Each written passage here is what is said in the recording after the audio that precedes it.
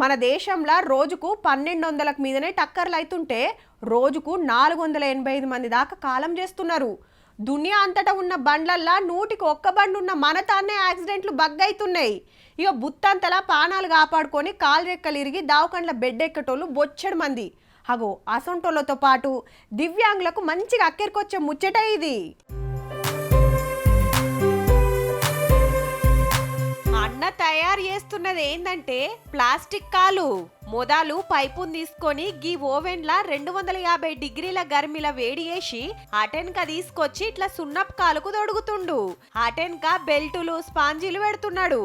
అట్లాని రాజస్థాన్ రాష్ట్రం జైపూర్ కాళ్ళు కాదుల్లో, పక్క మన నిర్మల్ జిల్లా కోలూరులా శ్యామన్న తయారు చేస్తున్నాడు. అప్పట్ల దివ్యాంగుల కోసానికి తండ్లాడే స్వచ్ఛంద సంస్థల పనిచేసేదట.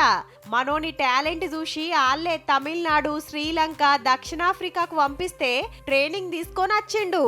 ఇక స్వచ్ఛంద సంఘాలు క్యాంపులు పెట్టి ప్లాస్టిక్ కాళ్ళు చేతులు వంచే కార్యం పెట్టుకున్నప్పుడు తయారు చేసి పెడుతుండట.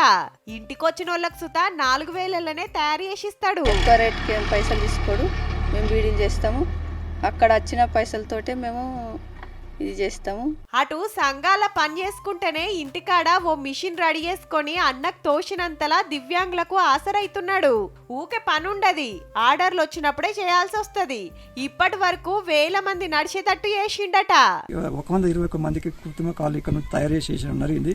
అదే విధంగా క్యాంపుల ద్వారా నా సొంత తయారీతో క్యాంపుల ద్వారా కూడా ఇక్కడ జగిత్యాల, నిర్మల్, కామారెడ్డి, నాందేడ్, నిజామాబాద్, నిర్మల్, బైన్సా ఏరియాల నుంచి కూడా అందరినీ ఇప్పటి వరకు నేను ఒక 6000 మందికి చిల్లర పైన తయారు చేసి ఏపించి నడిపించడం జరిగింది సార్. కాళ్ళు పెట్టించుకొని నడుచుకుంటా వాళ్ళ పనులు వాళ్ళు వేసుకుంటుంటే సంబురం అనిపిస్తుందని చెప్పుకుంటా చిన్న మురిపెం కాదు శ్యామన్నది. చేనుల పని చేస్తూ ఇప్పుడు నీళ్ళ కూడా నీళ్లు పారిస్తున్నారు.